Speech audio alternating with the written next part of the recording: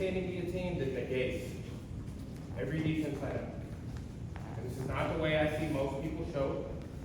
You know, my manager mentioned trying to adjust the Raider, like what? Like it's just like certain people, like a Howder or a Hickson, or even in our own circle, a Danny Green or a Justin Raider. It's like that dude's got the best guillotine, arguably in the United States, Justin Raider, right? And we get to be around in a time where he's alive, right? And you got to go learn that guillotine from him, you know. So it's like, I really appreciate those things. Like we are in a great time in jiu-jitsu. I've seen so much change since I've been involved, right? It's really mind-blowing to me. So with this, I'm going to show most people, and like when I taught this in my gym recently, I pulled up on it, we have a TV, like, hey, let's look at this guillotine finish, let's look at this guillotine finish. I'm talking like some of them, the guys when unconscious are tapped, but the amount that the person raised up like this, I'm not strong past here. You just ever do like a high pull with a kettlebell, that's it, that's all you get, right? So if you get here and they have not tapped, what are you going to do? So a lot of people rely, and it will work sometimes, on a lifting method to finish the standing. So I want to go over ways to, like I would say most people I know are going to do it better. So I want to go over some ways that you can defend against that lifting. I'm going to show a different method that none of the escapes I know work on.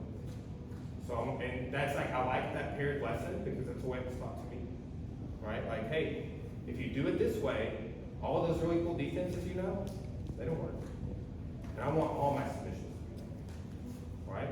So let's take a look here at this sort of pulling method, right? So real basic.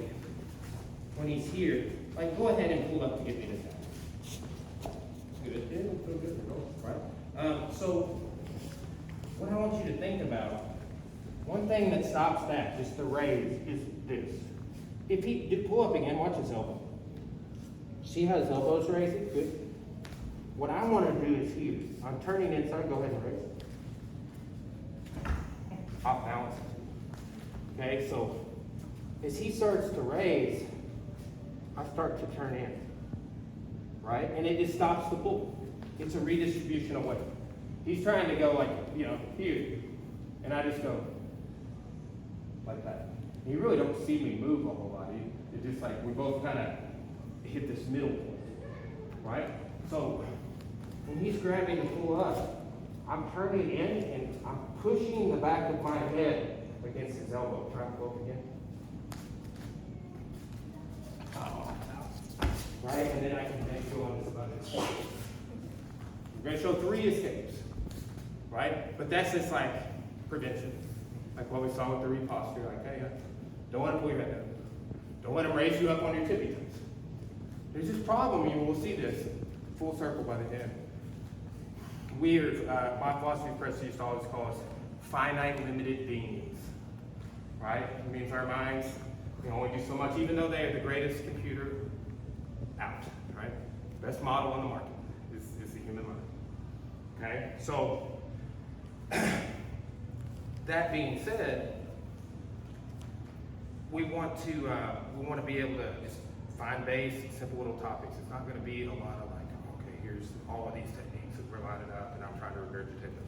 I'm trying to maintain my base, okay? And with this guillotine defense, counterbalancing, finding a middle point where they can't lift me up, we have this problem of conflation with our minds where we see somebody coming up on their tippy toes, and we say, oh, I see the person being raised up.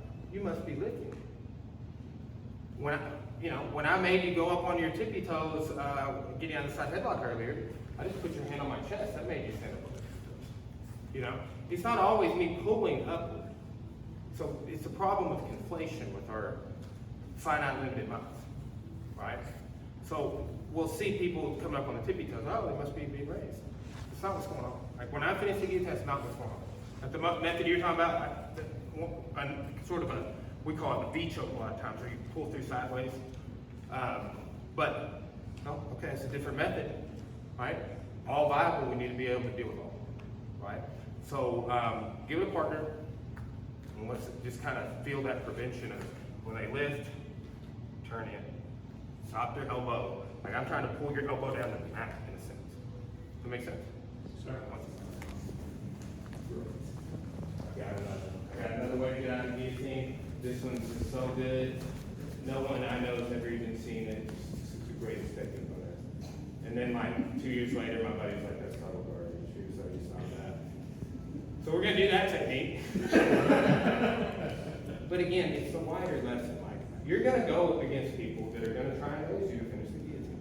And I want all of you to be doing it. And maybe that works for you. Just keep doing it if it works. Don't want to change anything if it works. Right? But again, I got torn labor. Right? It took me a year to rehab. I just like thought I was never going to get better. I remember the lowest point that I never do a push-up or a pull-up again. Like, it hurt. It was hurt. Broken collarbone the day I got my blue belt at during school. Got thrown funny and boom. So I can't rely on strength or flexible shoulders to finish it.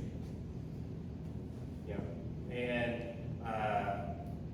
the way that I've crafted this together over time, I don't have to rely on this. That's why I like it. But I feel like everybody I run into does this other way, right? And we do know some pretty good people.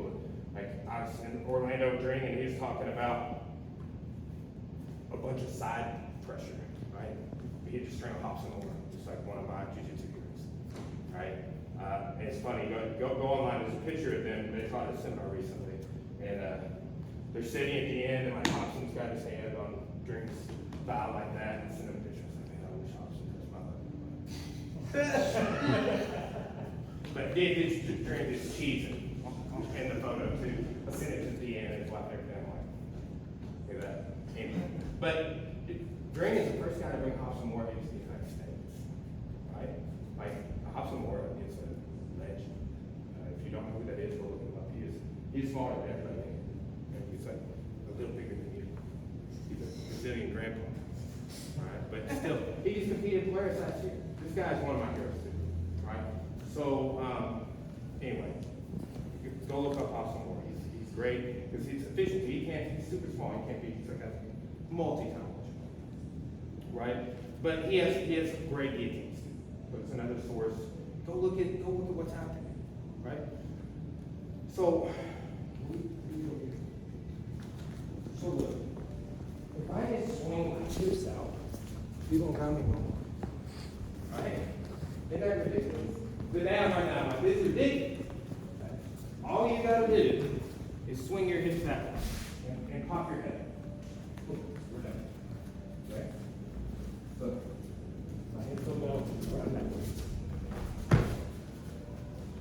Swing it. Boom. Simple. Do that like 5 times before. Okay. So again, I want you to know these escapes because somebody might try and raise and get out that way. Okay? So the last one is, and I do this in the guard too. We teach this in the guard as well. I go over your back. I think you always touch me on that, right? It's very common. And I still teach this because we teach this one of the techniques in our beginner jiu-jitsu class. But think about this. Raise me up. See how that can kind of spring load me, raise up again? What? Hold on to my neck if you can. Okay, so even if he just has one hand, a lot of times if you get caught here, it's hard to let go. You don't want to guillotine someone from underside control.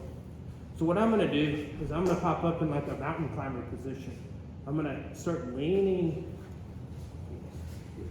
Where's the shoulder pressure into things? Yeah. Looks like a triangle. So look, I had this from the beginning. So forward. And I want my legs way back. I want to be, look like a mountain climber. Here. And then I just start tilting. A lot of people call this the bond food choke. You said it's the shoulder choke. It's the shoulder choke. Here's my shoulder. Right? So here, if he tries to lift up, I'm using that to hit the side. I'm blocking strikes here and wedging. I go knee on knee, and I do a little shuffle to get here. Alright? So, even though it's just like that other side gets here, even though you kind of like, oh, I'm still ahead. Right? Because it's just, you get that other artery just has to barely be covered by your one shoulder. Okay? So, let's try it more. He lifts up.